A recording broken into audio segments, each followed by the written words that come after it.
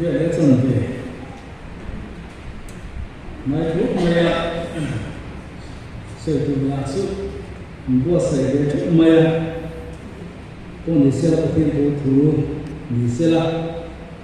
con đi xe là thiên đêm cần xiên hà lăng nghe do này sai để các cụ bung sầm ma bảo vệ cha sầm và khát lệ sầm và mỹ cú ngày khám u tiền là bao chuông à phơi sẽ làm chia muốn cho bà cô thì phải làm chia tiền đồ để qua thị trường của cắm tiền của người cho bằng lệ từ nhà các máy đồ ăn in đồ ăn thì chuông y là các lầu các chỗ của cái chuông muốn nuôi sự cái chuông ăn về lệ ăn chuông tắm đặt đúng của cái chuông y về sầu lệ ăn thì chuông làm chuông Acelai siang satu, miom satu rakong ke siang satu, anti ance. Joshua le kabu, bungkat, sang thủ kan thukui, inhama ilomai kalemu. Thu các lệ trên thì đó mình, giặc các lệ huê các cái nhóm đó. Lão sủ la giá hệ sủ, lao pa, y bát yang chơi cả na piaman, y huê mà. Ông sẽ đón là ông ý soi à, thu thiên các sự cái lao động ta gia tăng một số xe, amen. Thu bồi chuyện tôi đi làm thuốc bảo số này à, theo đầu tiên thì ta cái này của à trên à bài bút ra chiều của mình biết qua cái chữ chiều chủ của các tỷ đó à chủ là gì đấy cái nó soi được từ ngoài cả ila, vậy là cái của chuan sinh sản tế pi lama cần xuôi tu và cái năng lượng khuya trong trai cứu hàn sống tế lưu vào số lần oma rồi số áp chuyển qua các áo áp quỳ để vào trong hàn sống tế vào tiền cái này thì mua thô thì hào để mà tin cần chân tu tế lệ cần sinh sản tế pi lama cần xuôi tu tế mình là tốt thô vào dễ là hiện trong trai na năng lượng pin cần sinh sản vào đồ anh ấy các hôn sản bà ý xây mất sản cả đó committee gắn lệ khăn hôn sản các cái đùa khăn ở xịa lầu tiêu bà ama số cả số tu tiêu là trong khăn bà số là một cô bà số chung là tổ khả sẽ là tỷ khăn xây à chứ ta chúa bà số là mình bà số là la dỗ chú thì gắn thì lấy lê gắn thì lấy lê tổ bà khăn cả chung là khăn lỡ phải ta à thì gặp cô bà số khác anh sẽ không có mày à chế thế bộ cán sang thế gì cái xuống nó tổ có lồng cái tia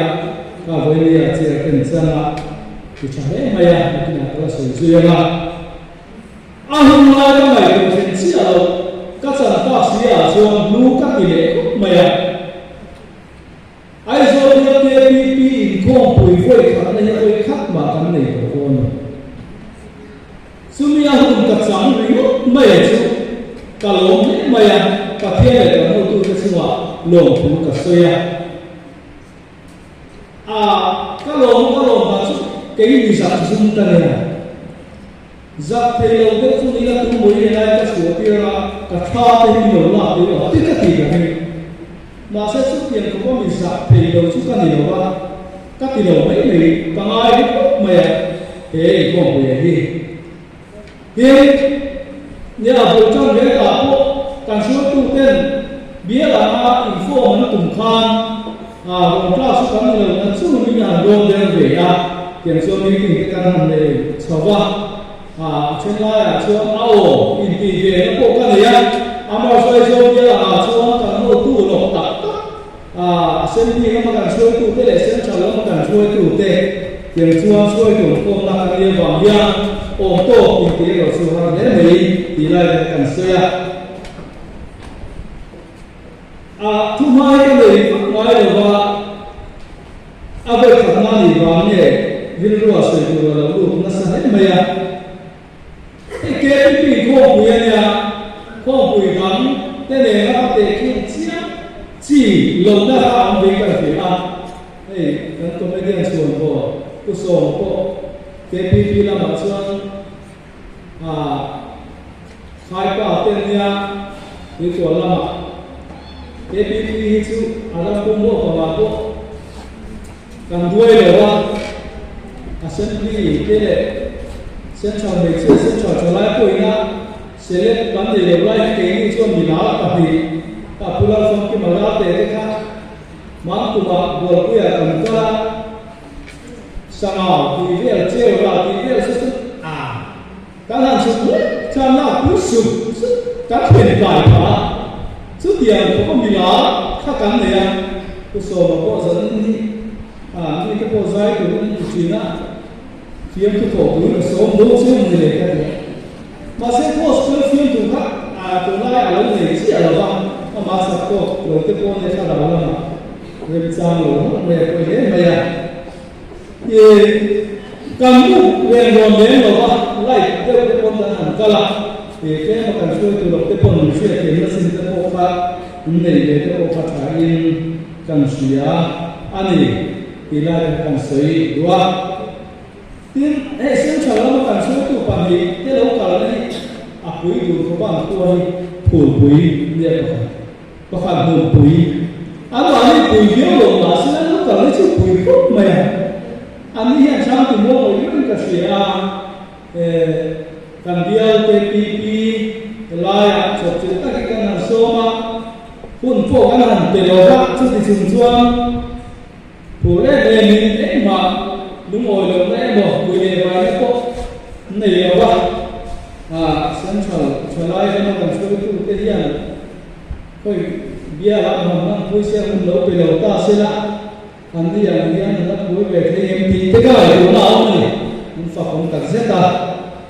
tiếp theo với chuẩn nó mà sự lần ra công cần sửa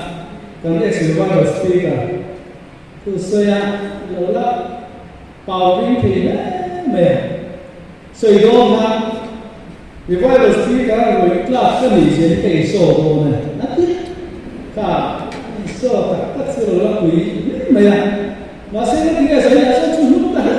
mẹ ba là cái đèn AX10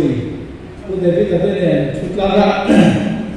cái này chúng ta số KPP sẽ lấy vào số tăng cho nó nhiều cái CPU này những giờ đó đang sản xuất thì đều khai nó không bị về là thế sinh sản cái không bị cái speaker là cái thằng đầu mắm đúng không lấy nó mà số tăng sẽ mắm cái gì tôi có câu ra một cái chuyện sang đây ra quan sát tiếp phát ấy là vấn đề cái gì muốn trả lại các ngành sản xuất ra đi cổ lông về khóc bây giờ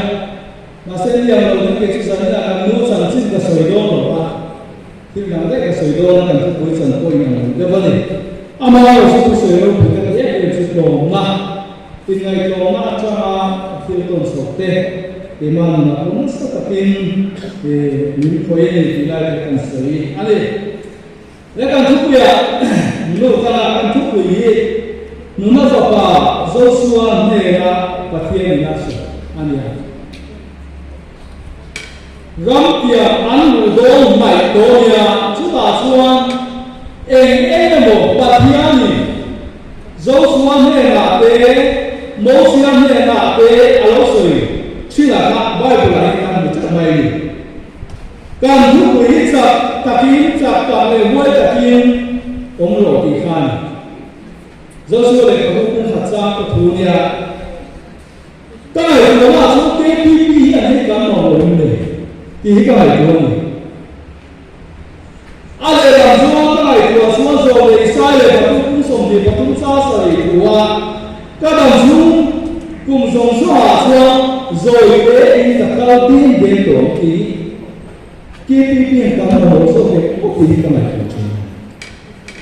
nên sao là các thì lại có cái gì ai mà ăn vô của ba thì của em phải chọn với là mình đâu phải vậy các có cái môi gì này thì em có môi về cái gì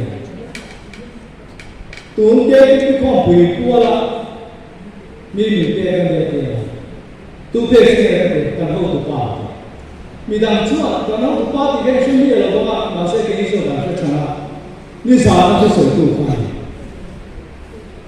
như sao nó là Ela Republic Island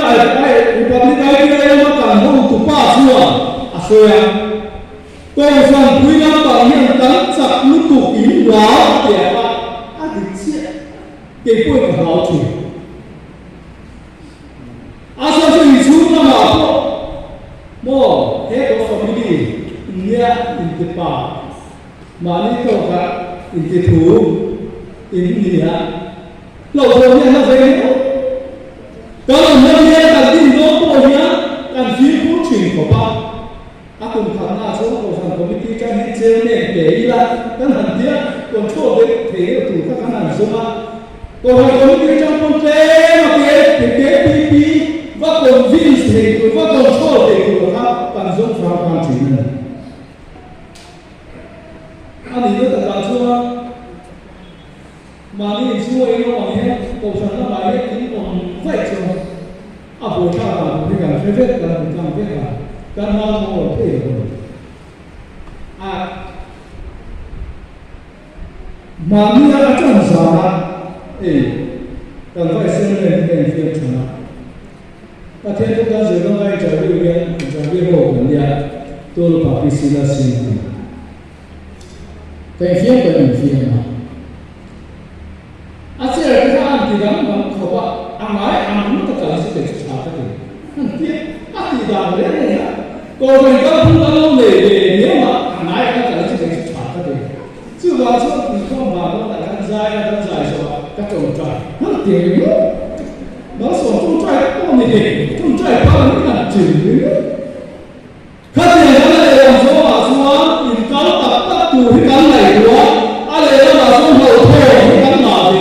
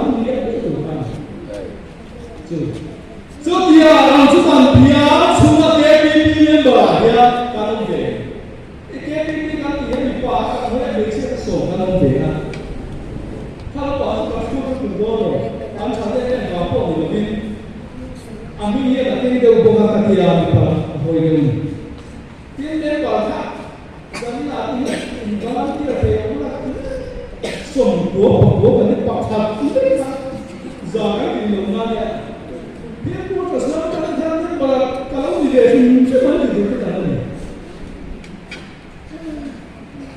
và cầm tiền của con này ngay được sùng quốc có lại và kia rồi chúng ta thay là mình phải ở sùng quốc quá xin xuống cùng người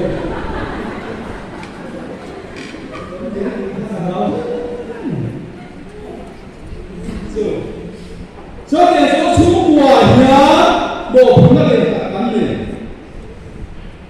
chúng ta số nó sử dụng cả chú lồng tí dễ là cái xin xỉa hộ tôi sẽ cái sử dụng lồng tăng tù nó làm sao ta chú nó lỗ được cần thiết nó xỉa được nó chú có chú là chèn nó tù nó chú có chú nó tù đấy lồng nó tù quá bộ và thì anh thì cũng biết là phải có tôi thì biết đó là chúng ta xuống qua cái hình thế tù đấy và thì anh nó sẽ là thế nào những cái lồng mà tù cần chúng ta xuống qua xuống qua ăn lên phải đấy sáng ngày hết nó sử dụng lại số KPP mà đi xuống anh thì bảo hộ đây là in thì tú chưa họ xuống lồng tục tu gắn gì á để các lồng tục cần xuống qua nhá các sở phái cả đình đi lại mà quên một lại xuống để lồng xuống các sở làm các xuyên là miễn lồng xuống bằng năm đấy dùng năm đấy á còn có này chỉ là dùng quân thế đủ lý lồng thảo tu lồng ta tu xua lồng xuống cả là cái bộ apa so mà hóa sở đầu tiên thì là phi cái này giải là hệ xuống vào lồng ta tu xuống vào lồng thảo tu gắn gì à hết các lồng thảo hết cả nhá bán tùng rắm bộ vàng rắm cầm tay có phải nhá bán xuống cua ăn thì đến thì cái này kiểu này bán xuống cua hết thì cái một túi đồ lụt vào đi áo bóng thì là đóng chỉ được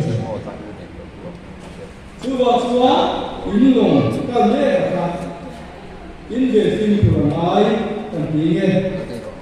đến ăn đồ này là in xuống cua quên rồi tôi quý đất của Sài Gòn rồi quý đất của Sài Gòn chú thị tế hệ núi như này rồi quý đất của Sài Gòn rồi in xuống cua phía bên nó sẽ chủ nhà có khác xuống ít có khác tâm một cái mà mình không ai hiểu anh cầm bê ra thì anh cầm bê này nô tê này xuống qua quay một giờ cầm bê nó xuống cái này chúng ta thì thứ rồi số tiền đã chúa thì chú phú càng tu để qua không mà càng ăn con tuổi càng mua ai rồi lên làm tụng với nó đi rồi cái của phật số căn nhà các tỷ chủ chính là số thì số các số sân số giá số sân sai là thế rồi mà sẽ là cái chính là số đâu rồi và khi anh đã các tỷ chủ các một cũng đã làm chưa rồi số mà số khi sáu mà sáu cho bố cái gì á mà sáu cho cái gì chúa cái gì chú thì cả một ai nhìn chú là một cái nhá lẩu bò về một bản như thế cái của nó như thế chỉ biết như thế ai biết như thế các lồng bồn của chúng ta nhìn xuống là số trong tài về hình xuống với các trận nguồn sẽ là đối khác được tổ chức này biết của các cộng lại các bạn một cái seminar này thầy cô các chúa trong cuộc này tổ bảo chúa anh nghe ít bà sao là cả một xuống của cả hai sân này thì cái sự được cái gì chúng ta cho nó đầu tiên ta rồi à còn hai sân nó còn phải cái tiền là thuộc ba chúa là chúa đi nào là chúa bà sao là thuộc thuộc là ai tham lam thì là cái thế anh đầu tiên là khát tiền hết không đến sự pasal satu kalau fiat makan ini pasal satu sudah dia cuma itu pasal lalu tampai khal cái đó là dia ang KPP mo khi sa pasal satu gì mà ni semua orang kaya le lo mo xuống cái ta xem cái ta phun về em mà hắn trong cái thầy lo pasal chàng gì cả đó mà 아세라시의 자동지, 아차라시의 자동, 간디의 자동, 뭐 전자의 능력, 주방수원 장가의 이그 농구, 대가 전부의 땅이야 이에 때에 이보차 하늘 이만, 사대다과 또대다과 비에 넘어가고 매우 내리쳐 아보차고. dia kita dia ang sama kan suwa kan suwa ya dia bro kan sia jadi lagi kan lu sih bawa le yo kan cha pasok lo le ro bawa le yo ni mai ta chúng ta bị hiểu rồi dia kan sama suwa Chúa đi chia, Chúa sẽ nói chuyện với Chúa, cái gì Chúa sao sao cho bố đi à, đi tu lại đi thế, cái này về đi, đi cái gì sẽ thôi, cái đi tu, cái đi Chúa hiện tới là bố mẹ, về quay cổ phần nào, quay những chiếc cái lá này Chúa cổ lại cổ phần, cái gì không quay lại cái quay không được, quay gì cái là kalau pasal ni sesuatu dia lah. Kita bawa cuak speaker lah. Pun ada kalau sang lama masih kat sang lama bui kopak, dan KPP bicara dengan mungkin cungkai dengan semua. Ni dah ikai tu, mana? Boleh ni kalau dia sudah selesai KPP suai tu dengan selesai. Kini KPP ni semua. Asu mungsam na ta ko suat ko wat kan dia su tia na ko sa ko chang kai na ko nei tu ra be se chi kan na de ne ka ai ko ne tu ko ni se ki ka ni ngai an hian ka no de ro chu ma su chang kai na en na ta ma ma chang kai de ro ni ya ke pi ka ni ngai chu chuwa kan chang kai to de ro ki ka sei so maksud saya ya Samuel le takon pakatna Samuel le takon pakatna puso pakasang so pasaria Samuel so ne namba ai te ta mala ise na mo tu ta sia ni no ni su ni sa ta ya koi mo namba ni le so tu puso na ta lo to su bo afen ye la ne ba ko ne ching nam tuan si dah long về thấu rồi, mò nó mà đi ăn thấu pha trong trong quan hệ đấy, à cái này là nhớ, Samuel说那个说你别了嘴巴啊，那马来你别了你马了，给把你的兄弟弟弟把你配了，我说那不真改了你这了，啊，咱马也没配，哎马跟你。哦，哎，马跟你，这是跟你写的吗？都从生产没成功，你看那我刚是真的是呀，包装一样，为卡把你刚那个嘛，没写的出来，托赔他的听了，刚开始说的不客气了，托赔的你安慰，别老说托赔。就往说 KPP， 黑红上莫托赔那得听，传出咱们听多，马些红上托赔的杜梅，阿梅杜梅，把天你莫谁你听咱写的啦。就往说红上你敢敢听到，但偏，但我别把所有的。kỳ đã cũng đi về mấy cái đi lối đi đấy mất rồi ai nào một cái đấy xây về cái mình mà đấy là đâu đâu thì bằng đi đâu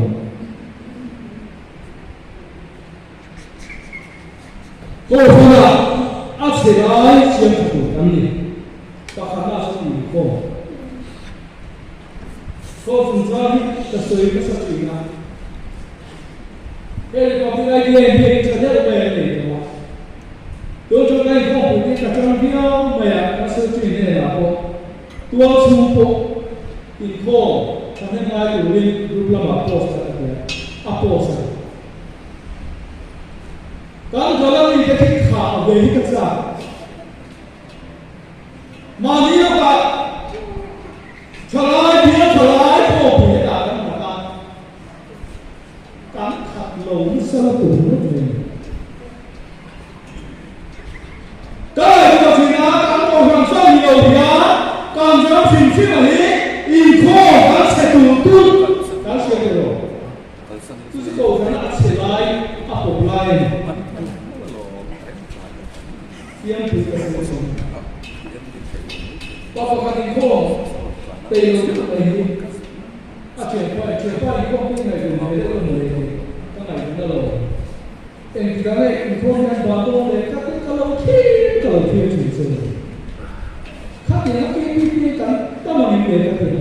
ngày về cũng mà sẽ ngày về làm được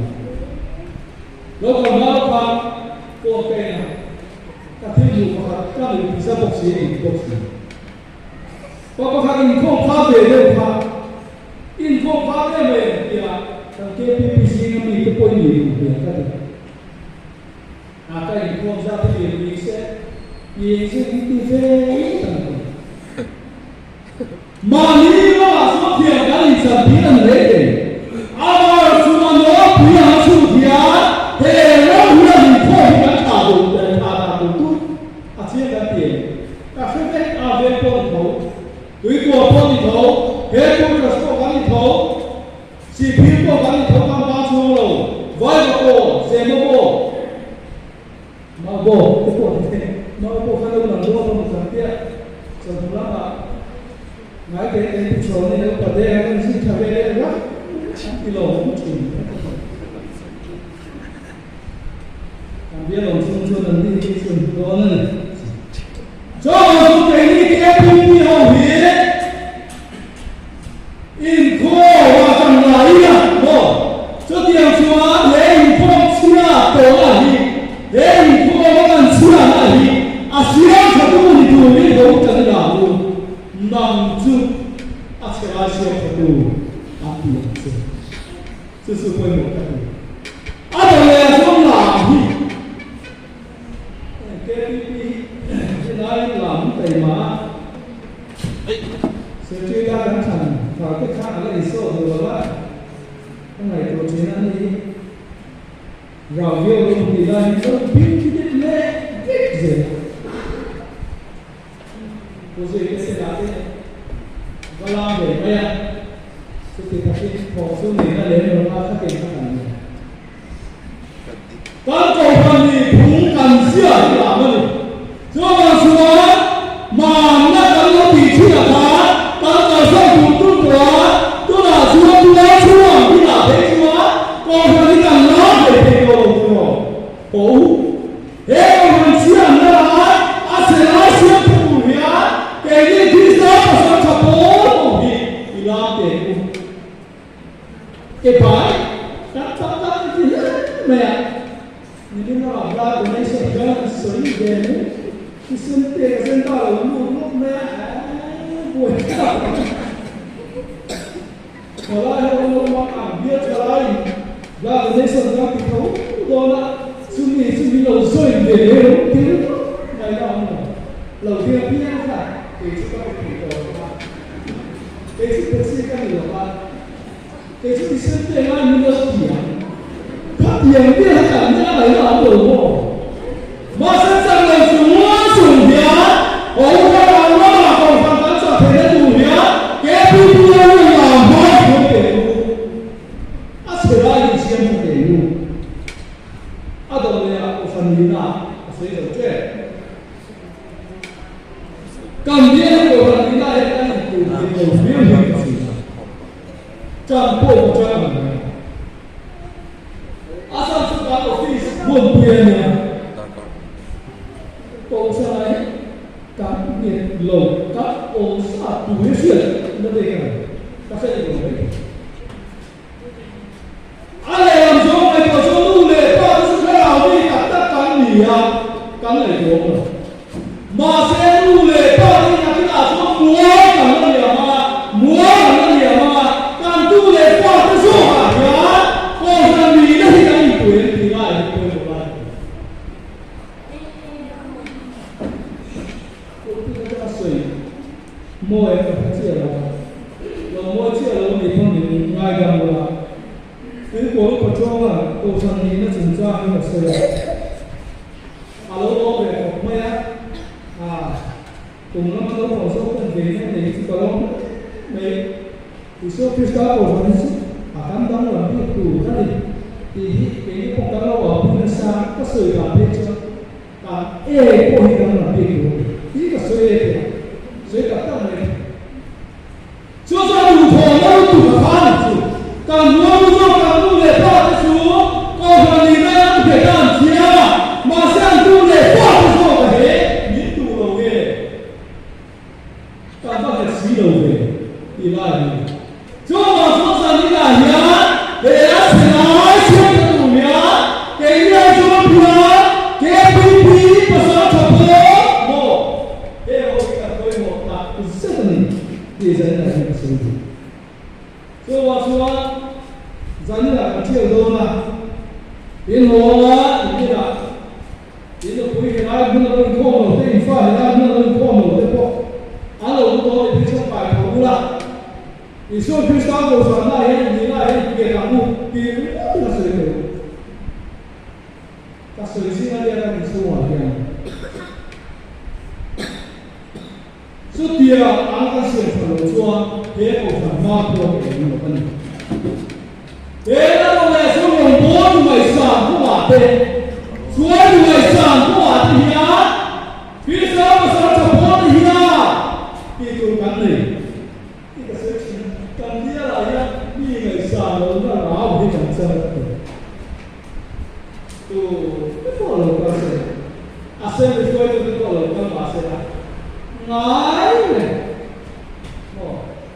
xem trả lời cả số cái cô đầu con là sẽ là nói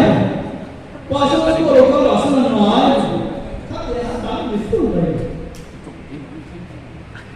số tiền làm chúa còn có cái nguồn vốn tu tế còn số ấy tu cái tài sản rồi có lắm tiền tiền nhá thế còn sẽ là hiện ngay mà để lên tiền là chuyện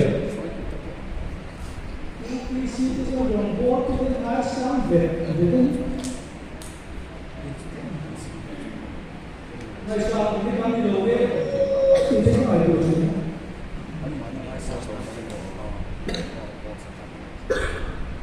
cho thì học xuống còn sẽ có một bộ tu còn xuống những cái tài sản nó có đáng để nhá còn sẽ là những hoa hoa này á còn sẽ có một bộ tu thế là không mà tháng này nó cái nhá chỉ cho nó cái gì cả chuyện cho mình xem của chúa càng tê pi thì bồi tôi nói là số tu tế trong một môn tu tế của chúng cái anh em là cái PPT phòng chụp mày à last week là tôi quay sự chỉ là cái PPT hôm nay là cái phòng phô ma thì thế này anh nó được gì đấy à sao vậy chú bà chú anh thì muốn là bà chú anh thì là cái chú anh còn đây tôi cái con thì không mấy mà sẽ là chỉ là cho tôi nhìn thấy à đâu tôi vừa bảo cho thầy là administration các sự xã có người hồi là những làm phiên là những cái phải chứ về bộ mà những làm phiên như thế là hiện áp bộ nó sẽ chùa hiện là chỉ là bộ cha là bà sống để thế không thể cái kia và lại được cái bộ về cái nào sẽ là sao các tỷ giá là gì còn về mẹ thì lại phát này là số đầu đấy các đầu sản cao không là 马上将干老底拿的是，这没底不能。所以我说，共产老底要拿起来来，两到两个学期的时候，共产你来我来，你先是哪样？但这人不怕，说明帮我去看哪个房地产公司。我们看这个叫没了，但是那个那是没有错，阿给这做赔了嘞，爱这个没有。所以想他有做，给批评后批，但不容易，这个很辛苦。诶，我们来说，那过不过去按收钱啊？收高了那过按收钱啊？诶，大家你别讲那个台阶大，说阿先比高嘛，阿先比多呀，你比多呀，别多出。所以啊，看你别讲那个台阶大，是吧？但主要你这个你啥都不要的，但你来规模，不要的规模。啊，你比如我这样的，啊错了，啊先比土地说，刚把规模变了。别不要当不给你拿出去，你说哪里？你说你拿土地往哪里去啊？所以我就看刚才上天龙也会，刚只要你跟你没有人刚才上，刚才的可能。所以要说他第二里面我那他，那是什么？这地图我刚刚记得，别这个多出这地图，赶紧就当记啊，对呀，赶紧来规模提出啊，公山那个有废物啊，赶紧来规模弄来，起来形成嘞。所以我讲嘞，这种主题，到老年人的时候，给比老水快些的多。这我感觉对厂家干的越多。马上阿生每年就天天过来的话，阿这个网络对的。阿地图啊，阿创造这法律的时候。我把所有他按这样他阿龙这边，所以说一个民众来说，他在怎么把这个问政府，他以后没了，我说这个把所有人鼓励，啊是的，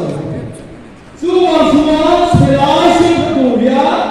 给你这必要你把第二名我吧，莫名他，给我你我是那谁他你是那干的一样啊。吉迪奥马他是不他的生日。吉迪奥马越说不让你这样好话耶，不说你这样的话，就那时候爸爸听过病，吉迪奥这来也是人比说，忙你在做什么？是什么？所以呢，你要给妈咪的话说，把你的外应该的，不要外应该的没拿，就把旁边的你的外的你这个是当别了，满民啥规矩，民主民不一样。所以说，阿起来当大狗吧，是咪分土做，这个么不是土做，是咪也老是当个什么嘛？阿咪把手个嘞对，把手个你的手嘛，都上，不怕都不得。所以需要他们说，干嘛地图我们这5年需要打你说，老年人不得了，他谁不懂？现在叫你没有，干什么？马上你这有这个挺过来了，而且那些个都你搞出来，那个你花你可别来呀，我别来闪，别来这种，你这种现在都说。为了我这个现在不管的，大家说这个白天你只先做一个什么？咋？为大家你来呀？么？你放学你妈呀么？明天哈。所以我说共产党起来的，中国起来是要怎么样？民化落地来呀，民营落地来呀，你爱把它落地来呀。giả tiền ai à bậc tiền ai à khi chúng ta